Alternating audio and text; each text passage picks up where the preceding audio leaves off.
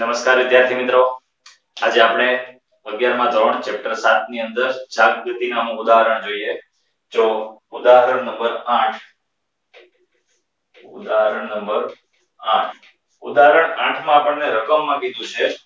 શું કીધું છે? જો કે 70 જો રકમ બોર્ડ ઉપર ધ્યાન રાખો. 70 સેન્ટીમીટર લાંબા અને 4 કિલોગ્રામ દળના એક ધાતુના સળિયાને, એટલે ધાતુના સળિયાની લંબાઈ આપણે આપી જો.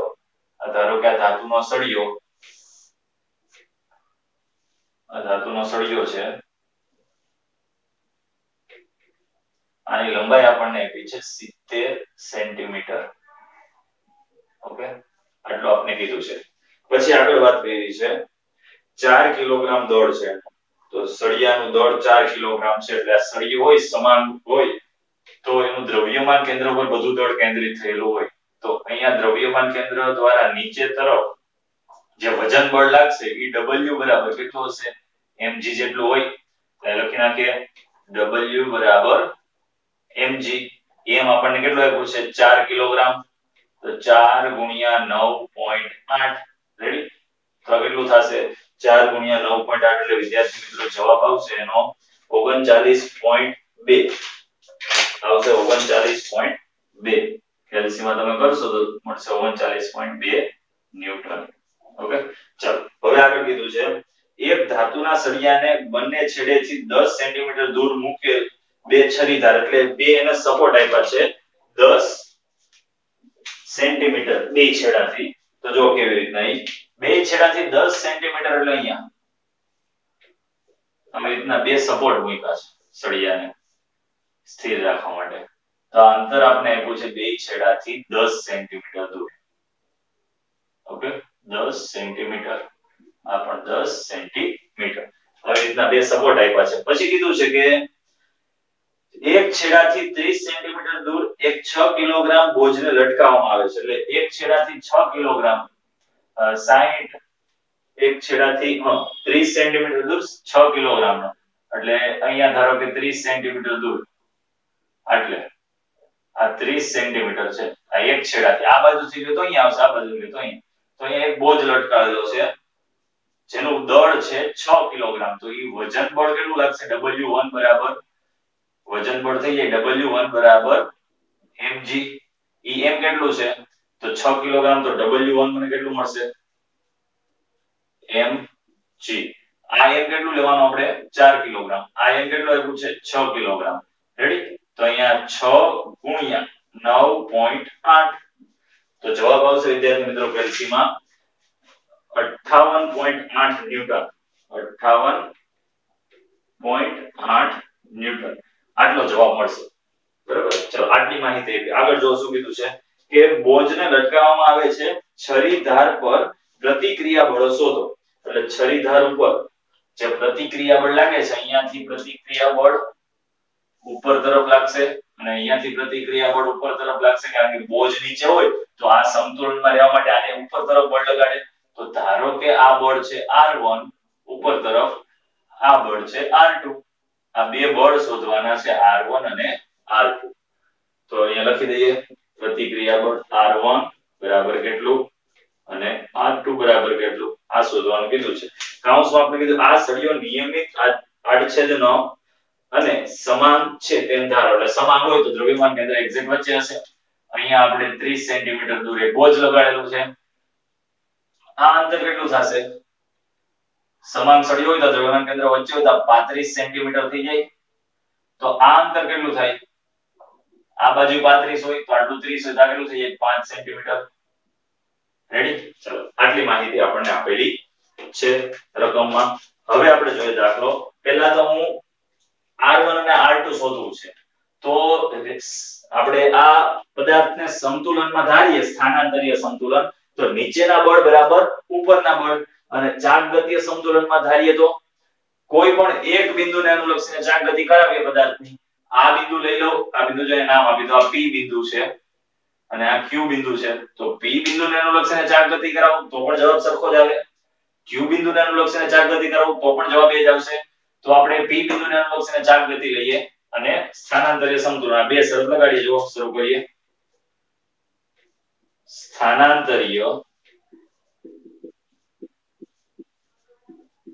સમતુલન માટે સ્થાનાંતરીય સમતુલન માટે શું કહીએ નીચે તરફના બળ બરાબર ઉપર તરફના બળ અથવા ઉપર તરફના બળ ધન નીચે તરફના બળ ઋણ પરિણામી બળ શૂન્ય તો ઉપર તરફના બળ કેટલા છે r1 બીજું છે r2 આ બે પ્લસ નીચે તરફના બે છે w1 અને w તો માઈનસ w1 માઈનસ w નીચે તરફના ઋણ બરાબર 0 હવે r1 બરાબર શું થઈ r1 r2 બરાબર આ બે માઈનસ ઓલી બાજુ જાય તો પ્લસ થઈ જાય w1 w plus w w1 કેટલું છે આ w1 છે w1 બરાબર 58.8 58.8 પ્લસ w બરાબર 39.2 તો કેટલું થાય 59 એટલે 60 60 ને 30 90 90 ને 8 98 થઈ જશે 98 ન્યૂટન આટલું બળ લાગશે તો આ મને મળ્યું r1 r2 આને સમીકરણ 1 આપી દો હવે જો આપણે શોધવાનું છે r1 અને r2 તો મને r1 અને r2 નું એક સમીકરણ મળ્યું હજી બીજું સમીકરણ r1 અને r2 નું મળી જાય તો બે સમીકરણ બે અજ્ઞાત તો સોલ્યુશન કરું મળી જશે ચલો હવે હું વાત કરું આની p બિંદુને અનુલક્ષીને ચાક ગતિય સમતુલન માટેની વાત કરીએ તો જો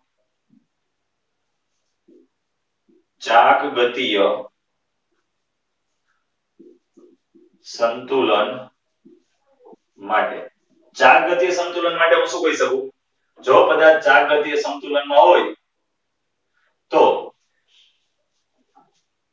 આને p બિંદુને અનુલક્ષીને ચાક ગતિય સંતુલન લઈ અહીંયા લખી દો p બિંદુ માટે રાઈટ p બિંદુ માટે ચાક ગતિય સંતુલન જો આપણે ધારીએ તો એ બિંદુ ઉપર લાગતું બળ કેવું થઈ જાય ગમે એટલા બળ 0 તો આ બળ ઉપર તરફ લાગે p બિંદુને અનુલક્ષીને જો અહીંયાથી બળ લાગે તો ચાક ગતિ આમ થાય તો આ બિંદુ આ r1 બળના કારણે ચાક ગતિ થશે આમ બરાબર r2 બળના કારણે ચાક ગતિ આમ થાય તો આના કારણે ચાક ગતિ આમ જ થશે રેડી પછી p બિંદુથી આ દૂર આવેલું છે w1 બળ લાગે છે નીચે તરફ વજન બળ અહીંયા 6 કિલોગ્રામ દળ આપણે મૂક્યું છે તો એના કારણે ચાક ગતિ થશે આવી રીતે રેડી p બિંદુનો તો ગણાશે નહીં કારણ કે e બિંદુને અનુલક્ષીને આપણે વાત કરતા હોય તો એનું ગણવાનું નહીં તો ચાલો ક્લોકવાઇઝ જો ટોર્ક હું લઉં તો એ ધન લેવાનું એન્ટી ક્લોકવાઇઝ ટોર્ક લઉં એ ઋણ લેવાનું જેમ આપણે ઉપર તરફના બળ ધન અને નીચે તરફના બળ ઋણ લીધા એવી રીતે ચલો શરૂ કરીએ ક્લોકવાઇઝ ટોર્ક છે તો r1 છે એ કેવું આવશે ઋણ આ એન્ટી ક્લોકવાઇઝ છે તો r2 કેવું આવશે ધન આ પણ એન્ટી ક્લોકવાઇઝ બને તો આ કેવું આવશે w1 ઋણ ધન તો લખીએ અહીંયા w1 આને આપી દઈએ જો ટોર્ક એટલે બળ ગુણ્યા લંબ અંતર તો પહેલા હું આની ક્લોકવાઇઝ નો લઈ લઉં તો ક્લોકવાઇઝ આ બે છે તો આ બેનો સરવાળો અહીંયા બળ કેટલું લાગે છે w1 ગુણ્યા જે બિંદુએ આપણે લઈએ છે ચાક ગતિ એનાથી લંબ અંતર આ બળનું લંબ અંતર કેટલું છે 5 સેન્ટીમીટર અથવા લખી દઉં pq અથવા 5 સેન્ટીમીટર ડાયરેક્ટ આપણે સેન્ટીમીટર લખીએ 5 ઓકે પ્લસ દેખાય છે ને બાળકો કે નહીં દેખાતું ઓકે ચાલો વ્યવસ્થિત દેખાય જ છે લાઈટ ઘટી ગઈ ચલો થોડીક લાઈટ એ વધારી દઈએ ઓકે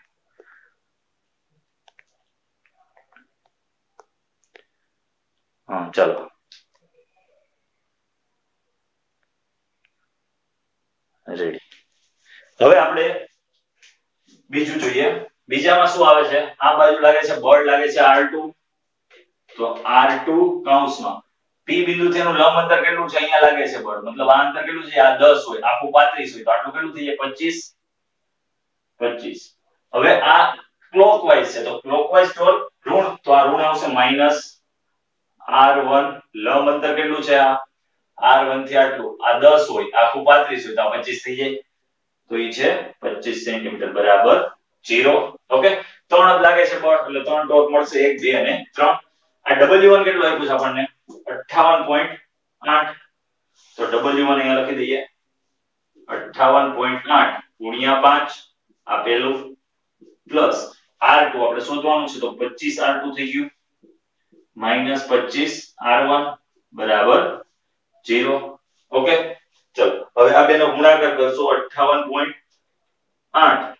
અને આ 5 પહેલા તો આને આપણે સેન્ટીમીટરમાં છે તો એને મીટરમાં ફેરવવું તો કેટલા વડે ભાગવું પડશે 100 વડે તો બધાને 100 વડે ભાગી દઉં તો ઈ શેમાં ફરી જાય મીટરમાં 100 વડે ભાગવું અને પછી આ બાજુ મૂકી દો એટલે બધું મીટર જ કહેવાશે જો આને 100 વડે ભાગો એટલે આ મીટર થઈ ગયું આને 100 વડે ભાગો તો આ મીટર થઈ જાય આને 100 વડે ભાગો તો આ મીટર થઈ જાય છેદમાં બધામાં 100 હોય તો 100 કોમન અને આ બાજુ એટલે 0 આને ગુણાય તો 0 થઈ જાય ઓકે ચલો હવે આપણે આનો ગુણાકાર કરીએ ઓકે ચલો આનો ગુણાકાર આવશે જો આપણે 294 plus 25 r1 r2 25 r2 minus 25 r1 બરાબર 0 ઓકે ચલો હવે શું કરું આ બેને હું સામે મોકલી દઉં તો શું થઈ જાય 25 આ માઈનસ છે સામે જશે તો પ્લસ થઈ જાય 25 r1 આ પ્લસ આપત જાય તો માઈનસ 25 r2 અને આ બાજુ વધ્યું 294 ઓકે ચલો આ બાજુ 25 કોમન નીકળશે અને છેદમાં વહી જશે તો વધશે r1 r2 બરાબર 294 છેદમાં 25 થઈ ગયું ચલો 294 ભાગ્યા 25 કરીશ એટલે મળશે 11.76 તો r1 r2 બરાબર 11.76 ન્યૂટન આ સમીકરણ 2 મળી ગયું સમીકરણ 1 અને 2 માં જો અજ્ઞાત r1 અને r2 છે બે સમીકરણ હોય તો બે અજ્ઞાતના સોલ્યુશન આપણે કરી શકીએ ચલો જો સમીકરણ 1 અને 2 પરથી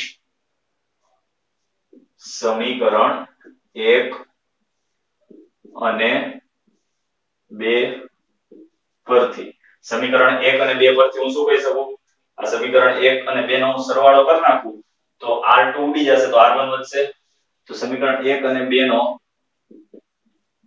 સરવાળો કરતા રેડી સમીકરણ 1 અને 2 નો આપણે વિદ્યાર્થી મિત્રો શું કરી નાખ્યા સરવાળો દેખાય છે ને ઓકે ચલો તો સરવાળો કરીએ તો અહીંયા છે સમીકરણ 1 r1 r2 98 સમીકરણ 2 છે r1 r2 11.76 રેડી નિશાની બદલી સરવાળો કરવાનો તો નિશાની બદલવાની કઈ જરૂર છે નહીં આ ડાયરેક્ટ ઉડી જશે વધ્યું 2r1 r1 2r1 બરાબર 98 11.76 તો 98 11.76 કરશું તો મળશે સોરી સરવાળો કરવાનો તો પ્લસ કરશું તો મળશે 109.76 109.76 r1 બરાબર 109.76 છેદમાં 2 વડે ભાગાકાર કરશું તો આના અડધા થઈ જાય લગભગ થશે 54.88 ન્યૂટન આવે છે 54.88 ન્યૂટન તો આપણે આ મળી ગયું r1 ઓકે r1 ની કિંમત આમાં મૂકું અથવા આમાં મૂકું તો r2 મળી જશે ચલો એ કરીએ સમીકરણ 1 માં r1 બરાબર 54.88 મુકતા ચલો સમીકરણ 1 માં મૂકીએ r1 r2 એટલે r1 છે 54.88 પ્લસ r2 બરાબર 98 આપ્યું છે તો r2 બરાબર 98 54.88 તો r2 બરાબર જવાબ આવશે 43.12 ન્યૂટન તો આમને મળી ગયું r2 અને બે બળ કઈ તરફ લાગશે ઉપર તરફ રેડી r1 અને r2 બંને બળો પ્રતિક્રિયા બળ છે એટલે ઉપર તરફ લાગશે આ બળ નીચે હોય તો આ તો ઉદાહરણ નંબર 8 ચલો હવે આપણે વાત કરીએ ઉદાહરણ નંબર 9 ઉદાહરણ નંબર 9 ચલો ઉદાહરણ નંબર 9 ની રકમ જો વિદ્યાર્થી મિત્રો બોર્ડ ઉપર રકમ આપને શું કીધું છે કે એક 3 મીટર લાંબી નિસરણી જો આકૃતિ આપી છે 3 મીટર લાંબી નિસરણી છે જે 20 કિલોગ્રામ વજન ધરાવે છે અને તે ઘર્ષણ રહિત દિવાલ પર ઝુકાવેલી છે એટલે ત્રાસી મૂકેલી છે આકૃતિમાં દર્શાવ્યા પ્રમાણે તો ઉદાહરણ તરીકે આ દિવાલ છે અને આ જમીન છે રેડી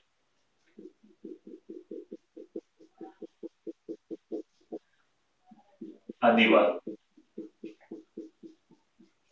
હવે આવી રીતના આડી આમ ઝુકાવેલી છે નિસરણી આનું દ્રવ્યમાન છે 20 કિલોગ્રામ નિસરણીનું દળ મતલબ એનું દ્રવ્યમાન કેન્દ્ર ઉપર એનું બધું દળ કેન્દ્રિત થયેલું હોય તો એનો વજન બળ નીચે તરફ લાગશે આમ સીધું W ઈ કેટલું હોય તો કે mg જેટલું હોય રેડી તો W બરાબર કેટલું થાય mg એટલે m આપની નિસરણીનું દળ આપ્યું છે કેટલું 20 કિલોગ્રામ તો 20 ગુણ્યા 9.8 કેટલું થશે 20 ગુણ્યા 9.8 આપણે કરશું કેલ્શિયમ એટલે 196 ન્યૂટન જવાબ આવશે 196 ન્યૂટન ઓકે તો W મળી ગયું નિસરણીનું વજન હવે અહીંયા આપ્યું છે આપણે આ A બિંદુ આ કીધું છે B બિંદુ અને આ કીધું છે C બિંદુ રેડી ત્રણ બિંદુ આપણે આપ્યા છે નિસરણ કાટકોણ ત્રિકોણ બને છે લંબ છે ચલો પછી આપણે કીધું છે કે આકૃતિમાં દર્શાવ્યા પ્રમાણે તેનો નીચેનો છેડો દીવાલથી 1 મીટર દૂર છે મતલબ આ દીવાલથી જે અંતર છે એ કેટલું છે અને આપણે બહાર દોરીએ અહીંયા આ પછી લખશું આ આપણને આપ્યું છે 1 મીટર આ આપણે આપ્યું છે 1 મીટર દૂર છે દીવાલથી નીચેનો છેડો દીવાલ અને ભોયતળિયાના પ્રતિક્રિયા બળો શોધો રેડી તો દીવાલ દ્વારા આ નિશાની આમ બળ લગાડે તો આ દીવાલ આ બાજુ લગાડે તો પ્રતિક્રિયા બળ આ થઈ ગયું F1 હવે ભોયતળિયા દ્વારા પ્રતિક્રિયા બળ લાગશે એ કઈ તરફ હશે એક તો આ નિશાનીનું લંબ બળ ઉપર તરફ લાગે હવે આ નિસરણી આમ બળ લગાડે તો આ બાજુ નિસરણી ખસે નિસરણી અહીંયા ખસતી ન હોય મતલબ આ બાજુ જેટલું બળ લાગતું હોય એટલું જ બળ આ બાજુ લાગતું હોય એ બળ કયું હોય ઘર્ષણ બળ હોય જમીન દ્વારા લાગતું નિસરણીનું 20 કિલોગ્રામ દળ છે આમ નીચે તરફ લાગતું હોય તો નિસરણીનો છેડો આ બાજુ ખસે નિસરણી આ બાજુ નથી ખસતી મતલબ આ બાજુ જેટલું બળ લાગે છે એટલું બળ આ બાજુ લાગે છે તો આ બળ થઈ ગયું Fs કહેવાય જેને ઘર્ષણ બળ અને n લંબ બળ રેડી ઈ બેનું પરિણામી બળ બે જ બળ અહીંયા લાગે છે તો પરિણામી બળ કરીએ તો આવી રીતના મને મળશે પરિણામી બળ બેનું આ હશે F2 ફાઇનલ આ બિંદુ ઉપર લાગતું બળ રેડી અને કેટલા ખૂણે લાગે છે તો આ ખૂણો છે ધારો કે આલ્ફા ખૂણે લાગે છે કેટલા ખૂણે લાગે છે આલ્ફા ખૂણે ઓકે નિસરણીની લંબાઈ આપી છે આપણને 3 મીટર કેટલી 3 મીટર નિસરણીની જે લંબાઈ છે એ છે 3 મીટર પછી કીધું છે આ 1 મીટર છે તો આ આપણને મળશે 2√2 કેટલું મળશે 2√2 આ B થી C સુધીનું અંતર મળશે 2√2 રેડી આપણે F1 અને F2 શોધવાના કીધા છે ચાલો તો આપણે રકમ જરાક જોઈ લઈએ એક તો W ની વાત કરી હતી W બરાબર કેટલું આપ્યું છે નિસરણીનું દળ W બરાબર mg તો m આપને આપ્યું છે 20 કિલોગ્રામ g આપ્યું છે 9.8 તો આપણે મળ્યું છે 196 ન્યૂટન દેખાય છે વિદ્યાર્થી મિત્રો અહીંયા ઓકે ચાલો 196 ન્યૂટન અહીંયાથી આપણે નહીં લખીએ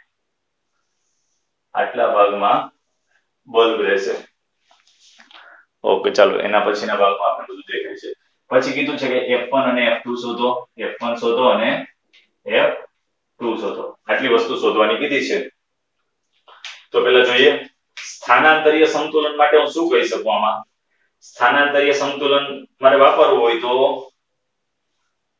ઉપર તરફના બળ બરાબર નીચે તરફના બળ એટલે અસ્થાનાંતરીય સંતુલન તો ઉપર તરફના બળ કેટલા છે આ એક જ n બળ જ ઉપર તરફ લાગે છે ને લંબ બળ કેટલું હોય તો કે એ નીચે તરફ લાગતા બળ જેટલું હોય તો જ આ સ્થિર હોય તો સ્થાનાંતરીય સંતુલનની પહેલા વાત કરીએ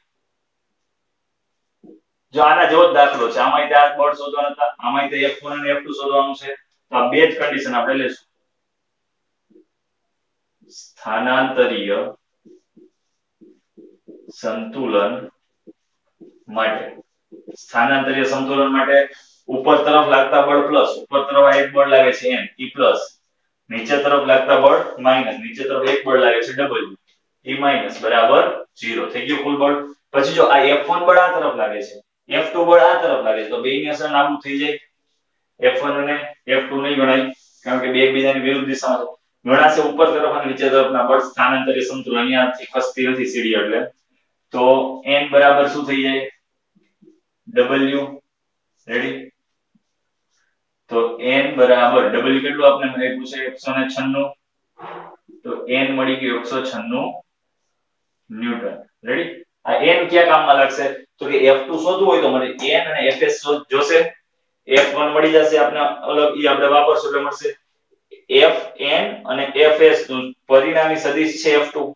તો આ બે બળ હશે તો પરિણામી સદિશ મળશે એક મળી ગયું આ બીજું શોધશું આપણે જો હવે F1 બરાબર લાગે છે, F2 બરાબર લાગે, તો ઈ સ્થાનાંતરીય સંતુલન માટે આ દિશાના બળ લઈએ. હવે પેલા ઉપર નીચેના લઈ લીધા, હવે આ દિશાના બળ જુઓ, એ દિશાના બળ F1 જેટલું છે એટલું જ કયું છે આ બાજુ Fs ઘર્ષણ બળ, બે બળ કેવા છે સમાન છે, તો એક કન્ડિશન આપણે આ મળી ગઈ.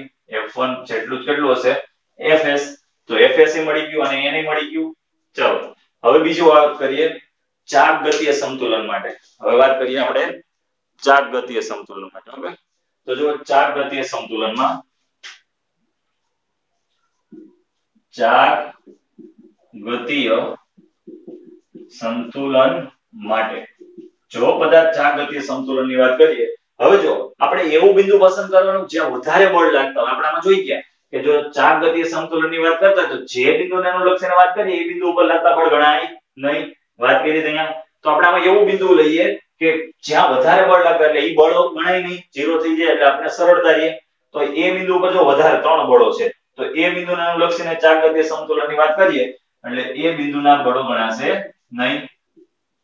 ઓકે, કોઈ પણ બિંદુને અનુલક્ષીને જવાબ સરખો જ મળશે. તો હવે આ બિંદુને અનુલક્ષીને ચાપ ગતિ કરાવું, રેડી, તો આ બળ આમ લાગે તો અહીંયા ટોર્ક આવી રીતના લાગશે, આ બળ આમ લાગે તો અહીંયા ટોર્ક આવી રીતે લાગે.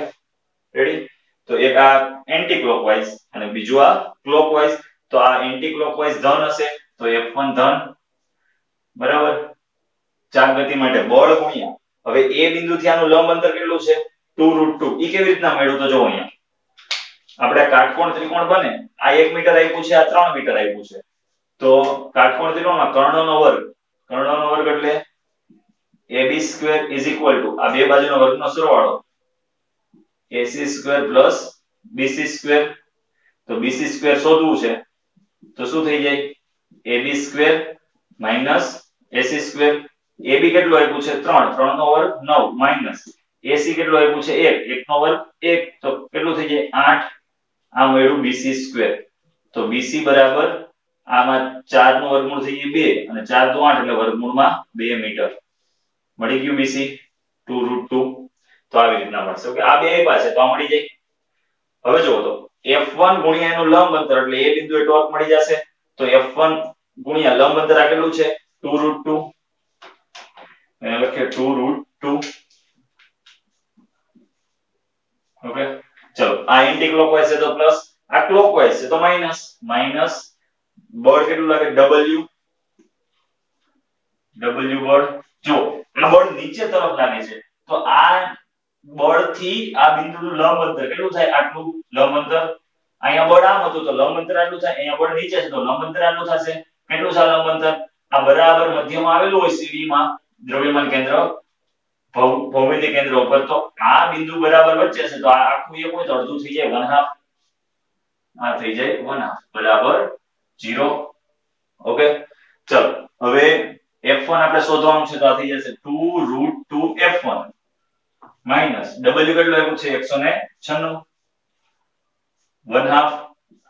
1/2 = 0. તો F1 બરાબર આ 196 ભાગ્યા 2 98 સામે જાય તો પ્લસ થઈ જાય છેદમાં આ 2√2 છેદમાં આવી જશે. ઓકે, ચલો 98 ભાગ્યા 2√2 આપણે કરશું તો જવાબ મળશે 34.65 ન્યૂટન. 34.65 ન્યૂટન. આ મને મળી ગયું F1. રેડી, F1 જેટલું જ કયું છે Fs, તો Fs બરાબર શું થઈ જાય એટલું થઈ જાય 34 પોઈન્ટ. જો અહીંયા લખી દઈએ F1 બરાબર Fs હોય તો Fs પણ કેટલું થઈ જાય Fs બરાબર 34.65 ન્યૂટન થઈ જાય. ચલો હવે Fs છે અને n છે તો એ બેનો સદિશ સરવાળો કરું તો મને આ પરિણામી બળ મળે. જો પરિણામી બળ મેં બતાવ્યું હતું આ Fs F2 શોધવાનું છે ને, F1 અને F2 દિવાલ દ્વારા લાગતા પરિણામી બળ, તો F2 આ શોધવાનું છે તો આ બેનો સદિશ સરવાળો. તો જો સદિશ સરવાળો F2 બરાબર શું થાય √n² + Fs² થઈ જાય. તો આનું કેવી રીતે મળશે પરિણામી F2 = n².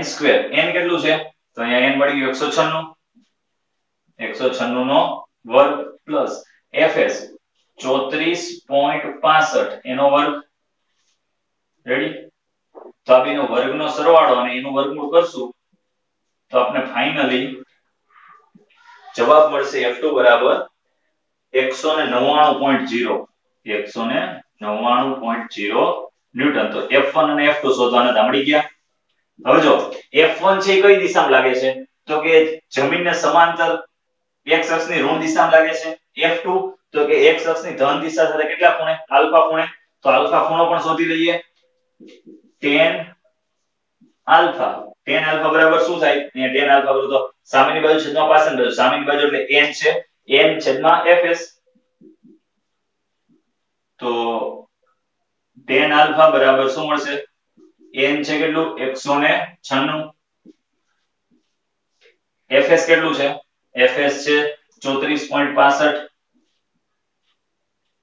રેડી 34.65 તો મળશે મને tan આલ્ફા બરાબર બેનો ભાગાકાર આવશે 5.65 હવે આ 56 નું 5.65 તો આપણે આ 5.65 ઈ કયા ખૂણા માટે લાગુ પડે છે ઈ શોધશું તો tan ના ટેબલમાં જોશું તો આપણે 80 ની લાઈનમાં બતાવશે કે 5.65 સમથિંગ કંઈક આવશે એટલે થોડું ઘણું ઉપર નીચે રહેશે એટલે એક્ઝેક્ટ આપણે ઈ લેશું તો ઈ આવશે આલ્ફા એપ્રોક્સિમેટલી 80 અંશ tan ના ટેબલમાં જોશું એટલે આપણે મળી જશે 80 અંશ આ કિંમત છે આલ્ફા બરાબર 80 ના ખૂણાની તો 80 ના ખૂણે લાગશે x અક્ષની ધન દિશા સાથે f2 બળ તો f1 અને f2 બળની વાત કરી દીધી તો મળી ગયા મને વિદ્યાર્થી મિત્રો આવતા લેક્ચરમાં નવા દાખલા સાથે ફરીથી મળીશું થેન્ક યુ